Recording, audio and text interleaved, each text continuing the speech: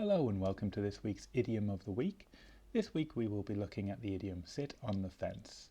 My name is Michael and I am a qualified IELTS examiner and an English professor, and it is my job to help you get a good score in your IELTS speaking test.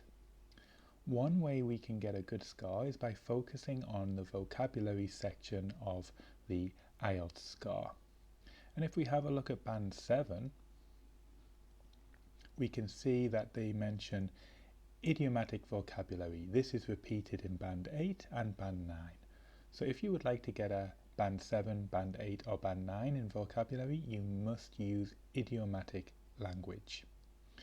And the language you can use would be something like this. This is this week's Idiom of the Week, sit on the fence. The meaning is to delay making a decision or fail to choose between two alternatives. So for example, good question, I'm going to sit on the fence. I don't agree or disagree with this statement. How could we use this statement in our speaking test? Well, for example, in part 3, you might get a question which is, do you agree or disagree with the following statement? And you might not have an opinion, so you can just say, I'm going to sit on the fence. I don't agree or disagree with the statement. You have answered the question and you have also shown the examiner that you know English idioms.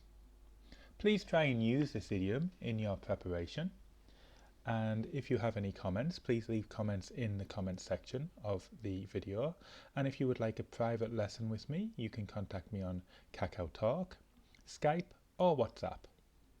Thank you very much for listening to today's lesson, and I hope to see you again next week. Please stay safe, stay healthy, stay tuned and study English. Thank you. Goodbye.